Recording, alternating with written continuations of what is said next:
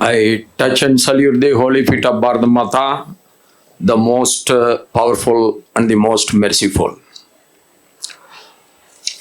Respected chairman of our session and the speaker of Delhi, Shri Ram Nivas Goyal Ji, our lead speaker, Sriman Swadhin Satriya Ji, and my dear respected legislators of various assemblies and parliament. Today we are taking one important topic, that is, everybody knows that India is never a developed country unless otherwise the last person of the society also being taken care. This we are continuously hearing from every leader from the very beginning of the independence till today. Everybody is hearing the same thing. We all are having a great concern for the poorest among the poor. There is no doubt about it. You take any scheme which is being introduced, poverty should be removed. That is the ultimate aim of every government. Not only the earlier governments, not only the present governments, every government and every legislator, every MP wants to help the poor. There is no doubt about it. Where we are lacking, what is preventing so much of crores and crores being spent for uplifting the living standards of the poor? Then where we are failing? We have to understand that. If we understand that, then only it is possible in practice. Unless it is practically successful, everything will be on the paper only. In that way, Indian economy has already occupied the 5th position in the world. So overall economy has grown up. Overall economical strength of India has gone up. That's all well and good. But the wealth created should percolate to the down and to the lowest level. Then only the success of our economical growth will be felt by everyone, and that will be appreciated by the neutral people. We are on that job, no doubt about it. But you take any scheme, Pradhan Mantri Awas Yojana, Pradhan Mantri Gram Sadak Yojana, like that, Pradhan Mantri Healthcare Insurance, all are being introduced. All these things are, whether successful or not, that is in the hands of the legislators only. The legislators are the leaders of their constituency.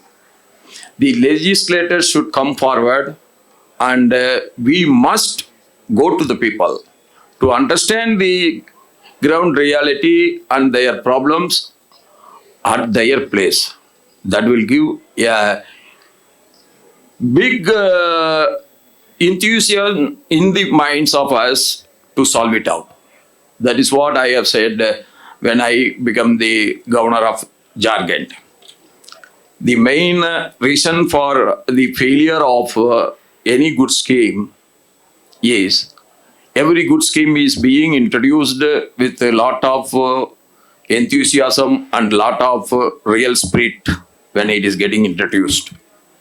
When at the time of when it is getting implemented, that the same spirit is not there in our country. That we are sorry to say that, but that has to be rectified. What are the reasons for it? The main is corruption. Corruption at all levels.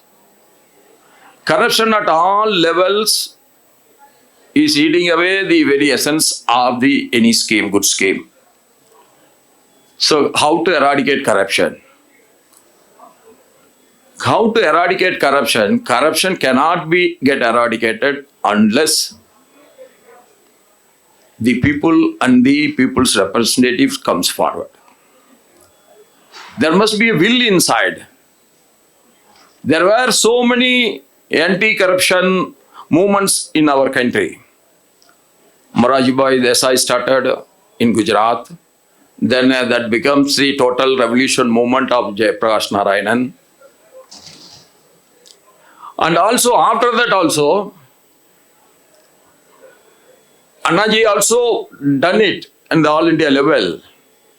But what has happened is that they all are at one stage are able to stimulate the anti-corruption mood among the youngsters and the leaders. But the net result, if you look into it, that is not so successful, that we have to accept it. Why it is so? There are, in my opinion, if the poor among the poorest has to be taken care, without eradicating the corruption at the lower levels, it's never possible. For removing the corruption, I think we need 3 reforms. Electoral reforms is a must. The second one is judicial reforms. The third one is financial reforms. Some people are saying the economy is getting ruined, the state's financial credibilities are getting ruined only because of the freebie schemes. It's not correct. Where we are failing, while introducing a scheme, we must introduce that scheme for a particular section of that society who are really suffering, who are really in need of it. But the scheme is being named for them. But when the scheme is being introduced, it is being introduced for everybody. Anywhere you go, the resources are always scared one. The resources are not in abundant. Today morning I have seen one news column in a paper that even the richest man of our country, new infrastructure, everything. From where you will get? If you're going on borrowing and borrowing and borrowing, one day we will become a pauper. That has happened to so many countries. It has happened to Sri Lanka. It is happening to Argentina. You take this side, that side, any side, that is happening. So what to do? We have to use the resources carefully. Where it should be used, where the freebie should be given, where the free housing should be done, where the free healthcare should be taken care, that should be done at that level. For that you need a lot of data. The data has to be transparent, the data have to be truth. If the data is not true data, then whatever the money you allocate, that will get wasted. In so many states, we are giving free rice to everybody. In many of the states, the free rice is going for cattle feed. In some states, they are polishing those rice and they are selling in the next state as the rice for the people. Every 25 paisa per kg rice in Tamil Nadu is costing 300 crores. If you put 25 paisa more, then your revenue comes up as 300 crores more. What I am saying, we should not do that. What we have to do, who should be given free rice? That has to be determined. The real people who are living below the poverty line alone should be given. For getting the votes we are announcing for everyone, then one day we all will fail together. That should not happen. For that we always should support. Once Rajiv Gandhi has said, if I allocate 1 rupee from Delhi, only 15 paisa is reaching the villages. I appreciate his frankness, I appreciate his transparency. Why? His grandfather ruled, his mother ruled, and he became the prime minister. But everybody will blame only you are in the power, you are telling like this. But he said the ground reality without any fear. That has to be appreciated. That's why now you are getting, Modi ji is introducing this direct beneficiary transfer. How this is being introduced today? Just to avoid whatever you allocate from Delhi, that should go directly to the beneficiary. There were so many states, so many parties. I am not blaming anyone. They all said that the central government is trying to influence the people directly. They are against the federal system. Now the same states, the same leaders who are in power in the various states, they are doing the same thing, that they are directly transferring the money to the beneficiaries in their particular state because they want to avoid the corruption in the middle. So anything introduced by anyone, whether we like that leader or we don't like that leader, that doesn't matter at all. Whether that scheme, that procedure is right or wrong, whether that is going to benefit the poor or not, that we have to take into account. That is what is the prime duty of a legislator. This is my feeling. Anna Hazare also tried to fight against the corruption. Morarji Bhai, he has created one awareness among the people, Anna Hazare ji, that everybody should be against the corruption. And also, I am telling you, if 5 years, if all of us decide that there will be no space for corruption, after 5 years, you can see that every state of us will be well developed, every state of us will be serving the real poor. Any scheme can be introduced, but the needy alone should be selected. There were so many schemes for weavers. Then automatically so many weavers society is coming up like a mushroom, they eat away the entire thing. The real weavers are not getting. The real poor are not getting. For that, what we need is, when the population census is being taken up, then it should have all the data required for planning and implementation. We all are talking about the fake ration cards should be abolished. Everybody tried, but they couldn't do it. Why? One side you are doing it, the other side the fake cards are coming up. That's why we are always telling the Aadhaar number should be linked with the ration card. Then in the same Aadhaar number you cannot have two cards. The Aadhaar number should be linked everywhere. Previously, still we have to link the Aadhaar number with our passports. Everybody was shouting against why Aadhaar number should be linked with everyone, why Aadhaar number is linked with everyone. If you want to clean up your administration, if you really want to serve the poorest among the poor, all your beneficial schemes should reach the poor, we must have this Aadhaar number should be linked everywhere.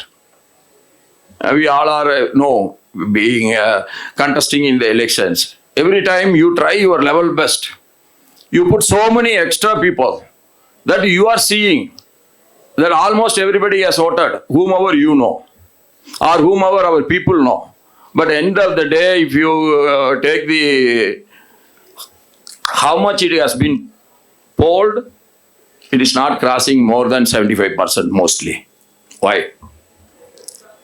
Because those who have died, those who have moved to the other place, their names have never been removed. If you link the Aadhaar number with the voters list, then the voter will give that I am moving to so-and-so place. Then he will get, his vote also will be get transferred to that particular constituency. then this will be removed from this constituency. And those who died, if your Aadhaar number is being registered with the death certificate, then automatically that removes everything from the voter list, from the ration card, everywhere. Then we know who will be getting the beneficial schemes benefits, who are the real beneficiaries. That is the only way that you take any developed country. Why there is a corruption at low level is almost zero. That is not because of anything else. We Indians are more lead our life by dharma. We are more worried about doing harm to others. We are worried about taking the public money home. But the corruption level in Germany, the corruption level in other developed countries are low than ours. It is only because of one thing. They got a system. There the system is working very well. Digitalization and the scientific knowledge is helping them. So we should accept it. Previously, when you have to pay through your digital payment only being encouraged, most of the people objected to it. What is the reason? Now today you go to any vegetable vendor, he is having he is accepting it money transfer. They are not very educated. They are not IT people. See, everything by practice. We don't know how to operate a cell phone when the cell phone comes. When I was in the college, I have not seen a computer. Today I am 66 years old. I have never seen a computer until I came out of my college. I have never seen a color TV when I was in the college. It is not very far off. In 1978, it was the situation. Today, we are the leaders of digital economy also and digitalization. How that is possible? So we must accept. My humble request to all of you, whoever may be introducing anything, let them introduce. You see the real spirit of it. And the real spirit should be implemented at the lowest level also. Then you can see by your own eyes the real social change is coming up. I am always telling, black money and the parallel economy is one of the dangerous for any country's growth. Unless our economy grows by accounts, unless our economy grows transparently, then the benefit will not reach the poor. The real poor should be benefited. We are giving a lot of free education. The quality of the education. How to maintain the quality of the education? The quality of the education depends upon the recruitment of the teachers. You recruit a wrong person because of the corrupt practice or because of the influence of someone, next 30 years that bad person will be in one school or the other. He is spoiling the whole generation, 2-3 generations, because he is going to be the teacher.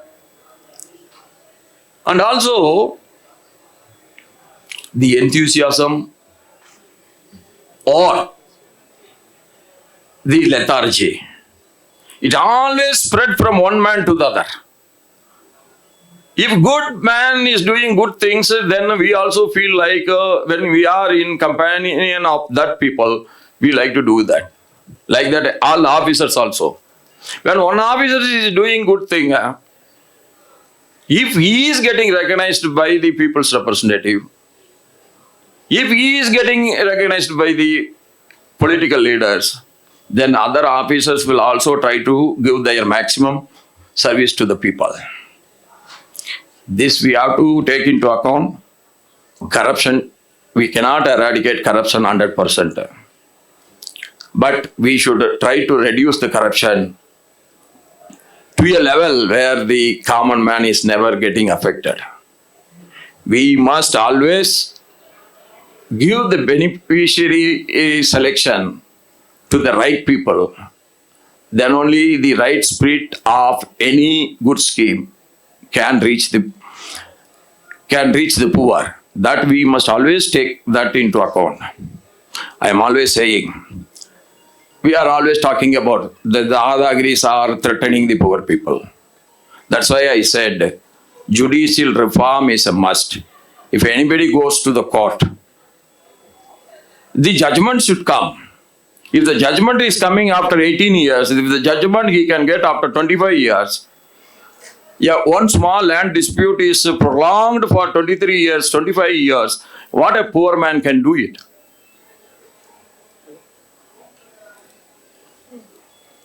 So, we all are thinking in one single angle that the poorest among the poor should get served. But they can get the real benefits only if the corruption should be eradicated. The real beneficiary should be in need of the benefits of the scheme. The scarce resources should be properly utilized at all levels. If that is ensured, you see, within 5 years, you can bring a miracle change in the growth of the economy, in the living standards of the poorest. All will rise like anything. Time is there, or I have to conclude? You tell me. Time. I have to conclude. So, we all are matured leaders. We all are really for the public. But where we get stuck when someone is doing a mistake and someone is coming up in the politics or coming up in the promotions, then you feel, yes, he is clever than me, that's why he has come up. Nobody is clever. We have to answer only to our conscience, whether you may get defeated also. I will tell you one more thing. When our Chief Minister Jayalalitha Ji was ruling Tamil Nadu, at one time she spoken very transparently the real truth. What she said was, the entire